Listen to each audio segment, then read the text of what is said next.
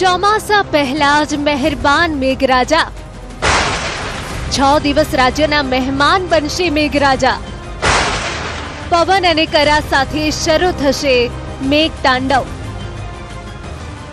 ચોમાસું બારણે ટકોરા દઈ રહ્યું છે, પરંતુ એ પહેલા રાજ્યમાં વરસાદી તાંડવ શરૂ થઈ ગયું છે અને આગામી 5 જૂન સુધી રાજ્યમાં વીજળીના કડાકા ભડાકા અને ભારે પવન સાથે વરસાદની શક્યતા છે।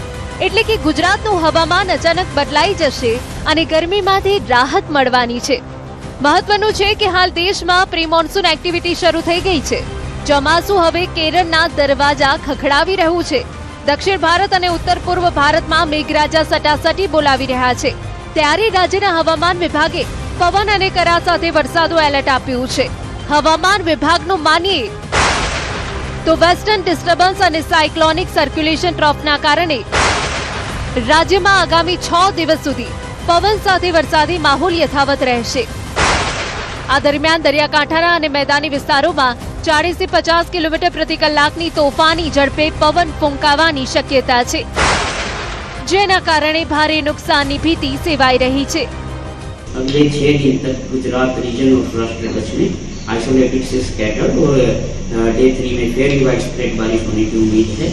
इसके साथ ही हम थंडरस्टॉर्म भी एक्सपेक्ट कर रहे हैं 1 से 6 डे 1 से डे 6 तक। 1 જૂન માટે હવામાન વિભાગે રાજ્યના 5 જિલ્લા માટે વરસાદનું ઓરેન્જ એલર્ટ આપ્યું છે। જે જિલ્લા માટે ઓરેન્જ એલર્ટ છે તેમાં સાબરકાંઠા, અરવલ્લી, મહીસાગર, દાહોદ અને છોટા ઉદેપુરનો સમાવેશ છે। આ ઉપરાંત અમદાવાદ, ગાંધીનગર, રાજકોટ સહિત રાજ્યના 26 જિલ્લા માટે યલો એલર્ટ આપવામાં આવ્યું છે। આ ઉપરાંત 2 જૂને ગુજરાતના 31 જિલ્લામાં વરસાદની આગાહી છે, જેમાં અરવલ્લી, નર્મદા અને તાપી માટે હવામાન વિભાગે ઓરેન્જ એલર્ટ આપ્યું છે। 3 જૂને ગુજરાતના તમામ જિલ્લા માટે યલો એલર્ટ અપાયું છે। 3 જૂને સમગ્ર ગુજરાતમાં ગાજવીજ સાથે વરસાદ પડવાની શક્યતા છે। 4 જૂને પણ રાજ્યના 31 જિલ્લા માટે હવામાન વિભાગે યલો એલર્ટ આપ્યું છે। હવામાનના જોખમે પલટાને પગલે તંત્ર સંપૂર્ણ એક્શન મોડમાં આવી ગયું છે। વાવાઝોડા અને ખરાબ હવામાનને ધ્યાનમાં રાખીને આગામી 2 દિવસ સુધી માછીમારોને દરિયો ન ખેડવા માટે કડક સૂચના આપવામાં આવી છે। મહત્વનું છે કે મે મહિનાની છેલ્લી તારીખની સવારે ગુજરાતના વાતાવરણમાં ઠંડક પ્રસરી ગઈ છે। શનિવારની મોડી રાત્રે અને રવિવારની વહેલી સવારે અમદાવાદ સહિત ગુજરાતના અનેક વિસ્તારોમાં પવન સાથે વરસાદ વરસ્યો, જેના કારણે તાપમાનમાં ઘટાડો નોંધાયો હોય તેવો અનુભવ થઈ રહ્યો છે। શનિવારે રાજ્યના અલગ અલગ જિલ્લામાં વરસાદે તારાજી સર્જી। છોટાઉદેપુરમાં વાવાઝોડા અને ભારે પવન સાથે વરસાદ વરસ્યો। જબુગામ નજીક ભારે પવનના કારણે રેલવે ટ્રેક પર એક વિશાળકાય ઝાડ ધરાશાયી થયું, જેના કારણે વડોદરા અને મધ્યપ્રદેશ જોડતો રેલ વ્યવહાર સંપૂર્ણપણે ખોરવાઈ ગયો। ટ્રેક પર ઝાડ પડવાની સાથે રેલવેની ઓવરહેડ વીજ લાઇન તૂટી પડી, જેને પગલે ઓવરહેડ સપ્લાય ઠપ થઈ ગયો। આ દુર્ઘટનાના કારણે મધ્યપ્રદેશના જોબટ અને વડોદરાને જોડતી રેલ સેવા પર વ્યાપક અસર પડી છે। જોબટથી વડોદરા તરફ જતી ટ્રેનને તાત્કાલિક ધોરણે છોટાઉદેપુર રેલવે સ્ટેશને જ રોકી દેવામાં આવી છે, જ્યારે વડોદરાથી જોબટ તરફ જતી ટ્રેનને તંત્ર દ્વારા રદ કરવામાં આવી છે। છોટાઉદેપુરમાં મધરાત્રે વાવાઝોડાએ તાંડવ મચાવ્યું હતું। અચાનક વાતાવરણ પલટાયું હતું અને ભારે વાવાઝોડું શરૂ થયું। પવનની ગતિ એટલી તીવ્ર હતી કે હાઈવેની બિલકુલ બાજુમાં આવેલા એક તબેલાના શેડના પતરા કાગળની જેમ હવામાં ઉડી ગયા હતા। આ પતરા સીધા ઉડીને નેશનલ હાઈવે નંબર 56ની વચ્ચોવચ્ચ આવીને પડ્યા હતા। રાત્રિના અંધકારમાં હાઈવે પર લોખંડના ભારે પતરા પડવાના કારણે મોટો અકસ્માત થવાનો ભય સર્જાયો હતો। જો કે આટલો વ્યસ્ત હાઈવે હોવા છતાં પણ સદનસીબે કોઈ જાનહાનિ નથી થઈ।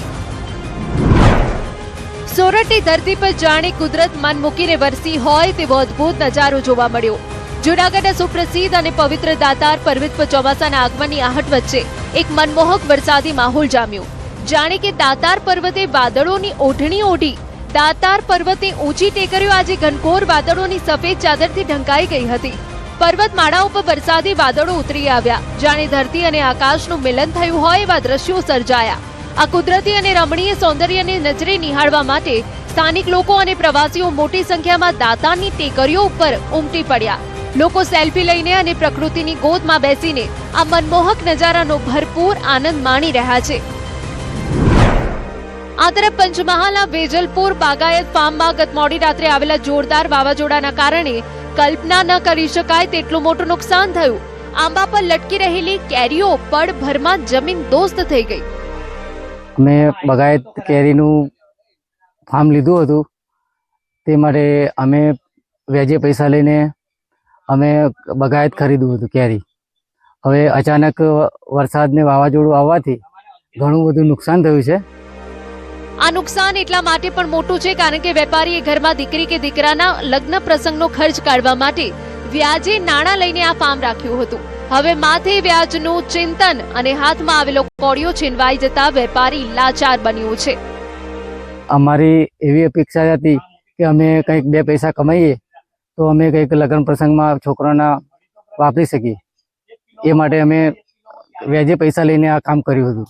તે એના ઉપરાંત અચાનક વાવાઝોડું આવવાથી ઘણું બધું અમને નુકસાન થયું છે. 400 થી 500 મણ કેરીનું નુકસાન થયું છે.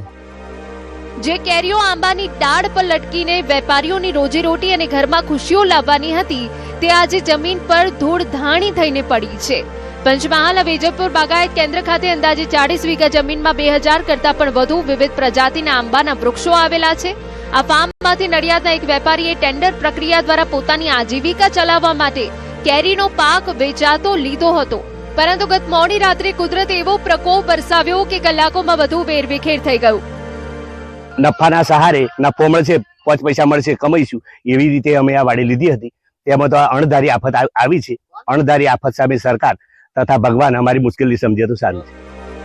વરસાદી માહોલ અને વાવાઝોડાના કારણે ઊંચાઈ પરથી પડેલી મોટાભાગની કેરીઓ ફાટી ગઈ.